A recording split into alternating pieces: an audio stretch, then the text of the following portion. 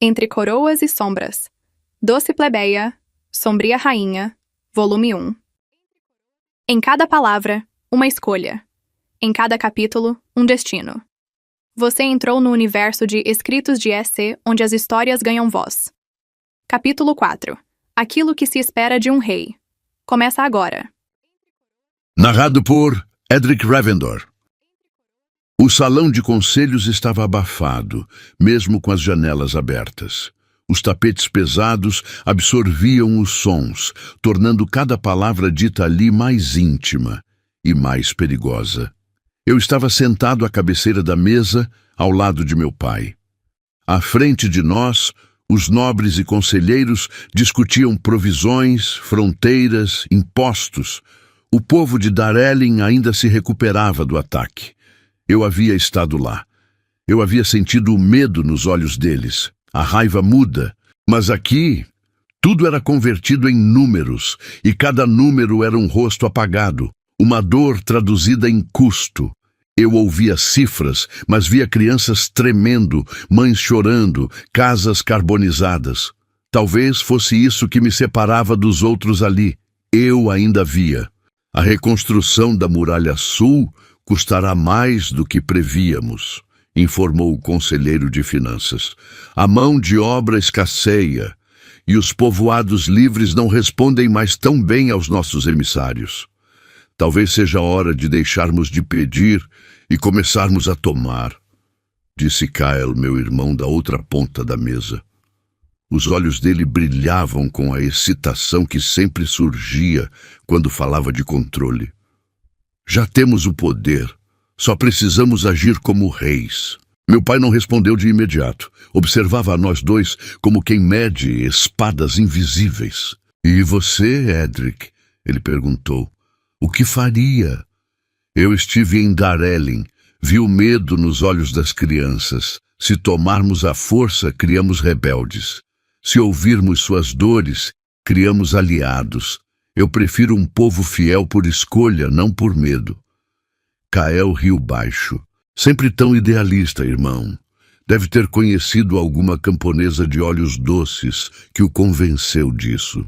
O comentário me atingiu com precisão. Melina. Seu nome surgiu na minha mente como um sussurro, mas não dei o prazer a Kael de ver isso em meu rosto. Conheci pessoas reais, algo que você devia tentar um dia. O silêncio que se seguiu teve o peso de uma lâmina suspensa.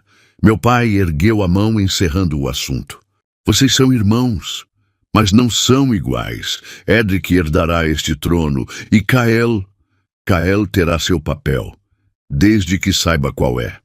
Kael baixou os olhos, mas não por submissão. Ele estava calculando. Sempre estava. E eu sabia. Kael não desistiria de nada que quisesse. Nem do trono, nem de glórias, nem, talvez, do que ainda nem era meu. Após o conselho, caminhei pelos corredores de pedra do castelo, os ecos dos passos sendo meus únicos companheiros. Sir Thorne me aguardava próximo à biblioteca, como sempre fazia quando sabia que eu estava com o humor corroído. Como foi o conselho? Perguntou.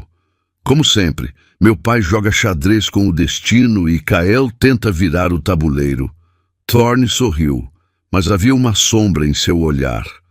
Ele é ambicioso, jovem demais para entender que o poder real é saber quando não usá-lo. Assenti.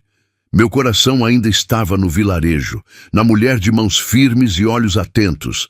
Não por desejo, não como Kael sugerira, mas por algo mais difícil de definir. Havia verdade nela. Um tipo de verdade que não existia entre essas paredes. Mas o tempo de contemplação terminou quando a porta da biblioteca se abriu e Lady Maelis, nossa principal estrategista política, entrou com um rolo de pergaminho selado. Alteza, uma mensagem de Erênia. A princesa Valerie parte para Valdora em 7 dias. Está vindo com seu séquito para iniciar as negociações do tratado. Por um segundo, tudo ficou suspenso no ar. Como se os ventos mudassem de direção sem aviso. Valerie de Azarel. A mulher que meu pai esperava que eu tomasse como rainha. A filha do homem que causou anos de guerra disfarçada. E agora, minha futura esposa. O casamento nunca me pareceu algo real. Era uma ideia, um papel a cumprir. Mas agora tinha nome, rosto, história. E eu era apenas a peça que deveria encaixar nesse jogo. Sem perguntas, sem escolha. Meus dedos apertaram o pergaminho ainda lacrado. Preparem os salões e informem a guarda real, a sombra de Erênia se aproxima, que Valdora esteja pronta. Fiquei ali por alguns segundos, depois que Lady Mylis partiu. Segundos em que senti o peso de tudo que sempre me foi imposto. A espada herdada, a coroa prometida. E agora, um casamento costurado com linhas que eu jamais escolhi. Valérie de Azarel. O nome dela soava como uma lâmina sendo desembainhada no escuro. Eu não a conhecia, mas conhecia sua história. Conhecia seu pai. Conhecia a fama de sua família. Ambição pintada como honra. Crueldade polida como diplomacia. E ainda assim, algo em mim queria saber quem ela era quando ninguém estava olhando. Quem era a mulher por trás do título? Se havia nela o mesmo medo que eu carregava, ou se tudo nela era aço, como diziam. Apertei o pergaminho contra o peito, respirando fundo. Que Valdora esteja pronta. Mas... e eu? Estaria pronto para o que esse acordo exigiria de mim? Para dividir minha vida com uma mulher criada para usar corações como armas? Por um momento breve, pensei em Melina.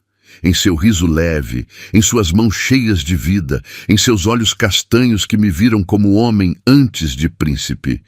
E percebi que, a partir daquele dia, tudo mudaria, porque agora eu tinha um destino escrito, e nele não havia espaço para escolha, não havia espaço para amor, havia apenas ela, Valérie, a princesa que viria como promessa de paz, ou como prenúncio de guerra. Amor, guerra, mentiras e promessas. Nos escritos de SC, toda escolha tem um preço. Gostou do capítulo? Deixe seu like, se inscreva e prepare-se. Até a próxima, onde tudo pode mudar.